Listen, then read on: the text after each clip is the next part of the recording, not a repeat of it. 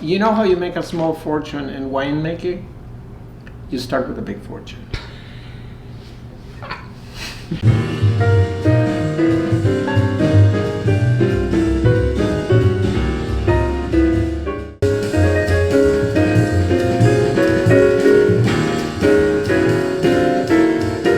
I want to ask you about the strengths of your separate components and the sound you get as a whole. And you're in a position, you have this system, you're trained as a physicist, you're an audiophile, you're into vinyl, you're part of our group of crazy high-end writers and specialists and techs and all this stuff. What do you think audiophiles, the ones you know, what do they miss? I think personally that some audiophiles get a little too trigger happy and restless with the equipment. So this is a very personal opinion. I obviously don't shy from writing a check when I decide on something, right? But I think a lot of people say, okay, fine, I want this, right, which I can get in a year, right, or I can afford this cheaper thing now. And they know that the cheaper thing is just not going to work, but they do it anyway. And I think people need to be more patient and need to enjoy what they have, right? It happens to me sometimes that I get restless, but by and large, I try to avoid that because it just deters from enjoying the music, right? Yeah, I could sit there and I said, I kind of want trios, right? Avant-garde trios. And I'm like, yeah, whatever, you know. Sure, one day I might get trios. But you know what? Today, I'm gonna have fun with what I have. So that's wisdom, that you're happy with what you have. Now granted, this is an incredible system, but I think you can be happy with a system that costs $2,000. Yes, in fact, I listen to music all the time, and I have all Sonos around the house. Okay, and you know, sometimes it's Sonos playing. In fact, Rune can play to Sonos, so that's actually pretty good. Part of it, I think, has to do with what I said before, where you're cycling through so much stuff that you just lose focus, right? Just sort of decide, okay, fine. I thought about this for a long time, right? And in fact, to be honest, sometimes I question if I should have gotten the Tech DAS, because the Tech DAS has the ability to have more than one arm. So that's a nice thing, right? But you know, then I play a record and I'm like, wow, that's super fun. So a lot of really average systems, or not even really expensive systems, can have a forward edge that is not musical. You have to get a synergy and everything has to work. You have to get a synergy. So one thing interesting thing that happened, right? When I got the turntable, because I had one source, I had one Kondo interconnect. Right? And the Kondo interconnect went to the turntable rig, right? And then I bought this, I thought, okay, fine, let's buy an interconnect for the DAC. Interconnect, yeah. And I got this AudioQuest Water, or whatever it is, right? And I listened to it for a month and a half. I was like, something's fucking wrong with this thing. It's just not there. Right? I know the sound of this DAC with the sound, like, to the T, right? And it was just not clicking for some reason. And so I decided to pull the DAC out one day, because the other interconnect is shorter and I cannot reach the DAC. And I put the Kondo back in, and I was like, okay, that's the problem. And the Kondo is all silver, isn't it? It's all silver. So it disputes the idea that silver is going to be harsh and forward or edgy. No, not at all. Not at all. Right. Right. We can talk about that if you want. But, right, no, silver is not necessarily like that. It depends a lot on what dielectric is in and how the insulation is done. Depends on many things. I mean, I'm not an expert, but saying that a metal is bright or not, I think it's ludicrous, right? But there is a lot to be said for just getting system synergy, and yes. Sometimes you might need different cables. That's right. That's right. And you know. And so, long story short, I contacted my dealer, Bob Vicentainer, who sold me the amp and the speakers, and I got a Kondo interconnect made for me, and which had to be made in Japan. Right, the magic is back. Let's talk about the briefly about the what you like about these individual components. The ongaku, which is kind of like the center of the whole thing, right? It is charming. It is probably not the most transparent amp in the world, but once you start playing it, even if you play with $500 speakers, which I did initially because these took a fair amount of, they make them when you order them, so it took a while to get them. And I got the ongaku a little faster, and so I played them with some old paradigms, and I was like, oh my god, like it was just magical, right? It's hard to explain. How can I characterize the sound of this? It has a tonality, decay in the piano, for example, that is just fantastical, right? It has airiness in the sound, right? That the soundstage is like painted in front of you like a beautiful Cézanne painting, right? Is it neutral or true to source?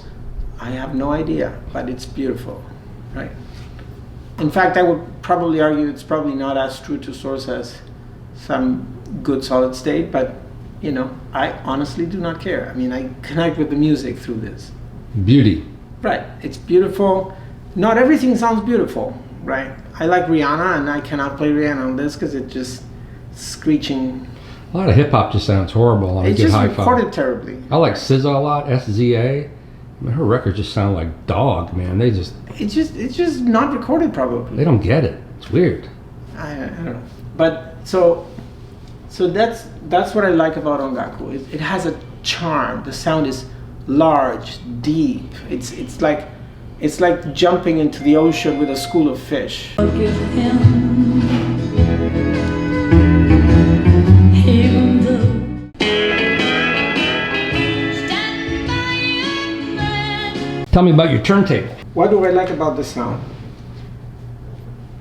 The best turntables I've heard in the past are have a drive. It's sort of like a very think of driving down in a fast car down the street, right? It has a control, a drive, energy, right? That is sort of allows you to connect with the music.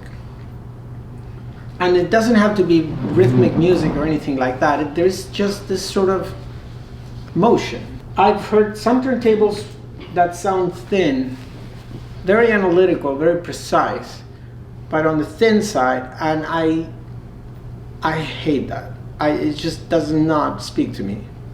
Right? When I'm listening to a turntable, and that's kind of like every time I've listened to a Rega turntable, for example, I get that feel of speed, nimbleness, but at the end of the day, it lacks that sort of, you know, tank going down the street feel, right? This turntable has a lot of that, right? It has speed, but it also has this body, right? The wholeness of it, right? Is the platter heavy? Pretty heavy, yeah. It's what is it? 14 pound or 16 pound platter or something like that, yeah. I know Rega's whole thing is they believe it's more accurate or whatever to have to be nimble, not have a bass, have a very lightweight turntable. Yeah, and I have no ability to contradict that at all. But I just tell you what I like, right? Right. And I had a Rega, right? Yeah. And you probably had many digital setups, and that's top of the world. But why is that top of the world, the DCS? So when I was looking for a setup so my original DAC with this system was an EMN Labs, which was good, but at some point I decided I'm going to get something a little better. So the two things I was looking at was MSB and DCS, because at the time there were the only two sort of like, and to be honest, it's a bit of a wash.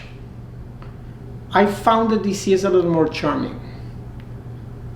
There was a little more charm to the music. The MSB was more of mathematical DAC. I didn't want to say that, but it was more matter of fact, whereas this was a little more romantic to my ear anyway. Like I said, you know, it's very hard. I didn't listen to both on the same system, right? So it's kind of hard to derive real conclusions. But that was my impression. So, you know, I threw a coin in the air and. Isn't digital, though, it seems to be getting better and better and better. Don't digital products become obsolete quicker? Yeah. So what's your long-term plan with such an expensive DAC? Will somebody else buy it, or I don't know. Will they upgrade it? They are all the time. So for example, when I bought the DAC, the Rossini had run the same software that same DAC software. So it's not just control software, but the DAC itself that the Bartok runs, right? Now Bartok today runs Rossini version 1, the original one, whereas Rossini was upgraded a year or two ago, I want to say, I don't remember, to the same software that the Vivaldi runs. So the top of the line machine and this one, which is the one under, run the same software. So the DAC runs at twice the speed, for example. It has more filters. It has a map feature that the Rossini doesn't have, the Bartok doesn't have. So, you know, it's a different thing. Where's DCS made? In England, yeah. Well, that's made in England. Why is that surprising to me? I would think it'd be German or Swiss or something. No, it's British. Well, Turntable is also British. I'm very Britishified. But the Anganku's still Japanese. Yes, Angaku is Japanese. And the speakers are made where again? Germany. Germany. So I spoke about the table. So the speakers, horn speakers. One thing that I find very interesting is how dynamic they are. Like they can jump.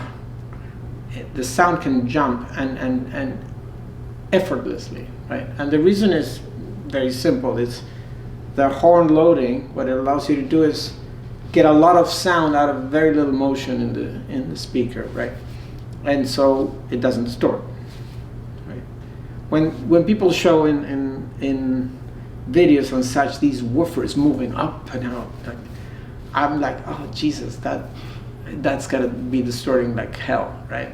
So I don't find that attractive at all. I'd rather see a woofer that is making sound and not moving at all. But I like Devon's. The horns have that ability to just produce sound effortlessly. What are the horns themselves made out of?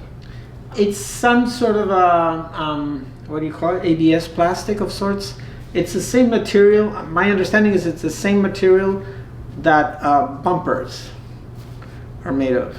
Car bumpers, like the new type style bumper, which is a plastic mold. So this is the horn. This is the mid-range driver. You asked about the material. This is some sort of an ABS thing. It's like a car bumper. It's very inert, right?